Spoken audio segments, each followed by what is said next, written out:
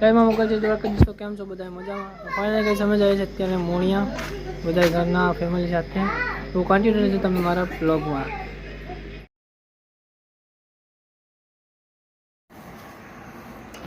Finally guys અમે રસ્તામાં હજી પહોંચ્યા છે અને હજી અહીંથી કલાક અડધી કલાકનો રસ્તો છે અને 40 કિલોમીટર જેવો છે. તો કન્ટિન્યુ રહેજો તમે મારા બ્લોગમાં. અને ગાડી અમારી અહીંયા બ્રેક કરી ગઈ છે. આ સાસણ ઉપર છે, માલકા ગામ ઉપર, સાસણની આગળ.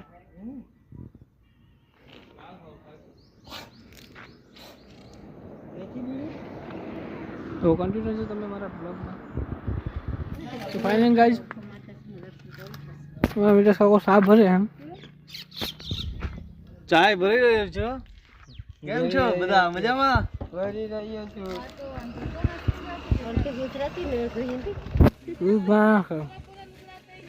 આખા ઘરમાં કાળો કાળો દેખાય. હવે દેખાવું કર સેમ અમરણ પેકેટ એબડું છે આખો દેખાવ તો ન ખૂટે. પાણી કે તમને આવી ગયા નાગદેવના મંદિરે જે મોણિયા છે અત્યારે હાલમાં મંદિર બનાવે છે એટલે અંદર દર્શન કરવાનું તો ચાલુ છે પણ બહારથી છે, અંદર જવા નથી દેતા. અમે આવી ગયા છે કતાદાન. તો કન્ટિન્યુ તમે મારા બ્લોગમાં.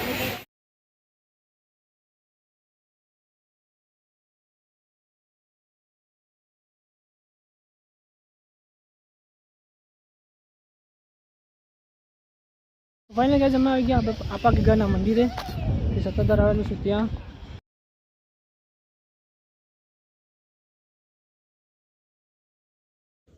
અમારા અનિલભાઈ થાકી ગયા ફૂલ. ગિરનાર જેટલું છે એ સરોવામાં ઉતરવામાં હેલું લઈ ગયું, સરોવામાં બહુ અઘરું છે. એવું છે? ગિરનાર જેવું લાગ્યું. ગિરનાર જેવું લાગે છે ને હાલે એટલું. આવે છે અમારે સિંગુભાઈ. હવે ફરવા લઈ આવ્યા છે. બોલ બોલ સિંગુઆ સિંગુઆ. હું તો ડ્રાઈવર છે, આ બધી ફરવા વાળા છે.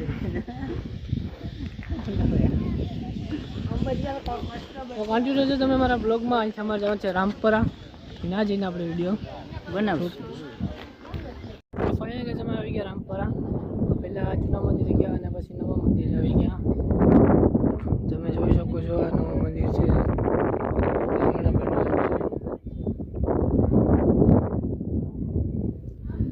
અને અહીંથી જવાનો બંધારણનો પ્લાન બનાવ્યા. આ એમાંના દર્શન કરી લીધા, મોણિયા દર્શન કરી લીધા અને આપણા ગીગાના પણ દર્શન કરી લીધા છે. આપણા ગીગાની પ્રસાદી લઈ અમે ડાયરેક્ટ અમે રામપરા નીકળી ગયા હતા. તો કન્ટિન્યુ તમે મારા બ્લોગમાં.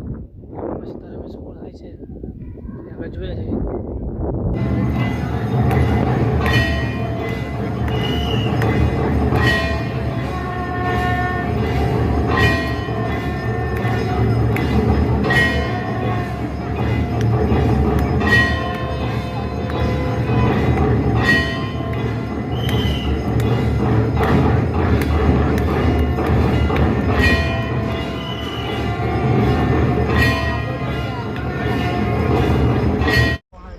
તો ફાઇનલી ગાઈઝ અમે આવી ગયા છે અત્યારે બાબા સીતારામે, બગદાણા અને હવે અમે જવાના છે અહીંથી બગુડા અને કોટડા.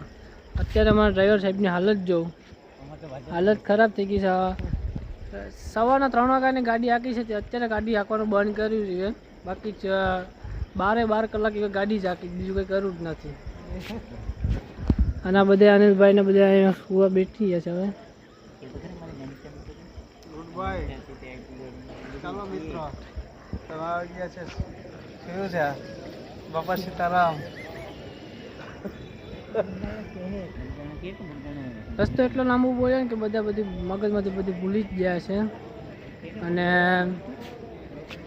એક વાત એ કે જ્યારે પણ તમે બગદાણા આવો ને ત્યારે બગદાણાનો પ્રસાદ લઈ વિના જતા નહીં, કેમ કે અહીંયા એટલો બેસ્ટ પ્રસાદ આપે છે ને કે એવું તો હોટલમાં પણ નથી હોતું, કે ઘર જેવો સ્વાદ. કન્ટિન્યુ છે તમે મારા બ્લોગમાં. હવે આ બ્લોગ તો આપણો પૂરો આવીને પૂરો થઈ જાય છે. હવે મળશે આપણે બીજા બ્લોગમાં. તો જય મા મોગલ, જય દ્વારકાધીશ. લાઈક છે અને કમેન્ટ આપણે કરી દેજો.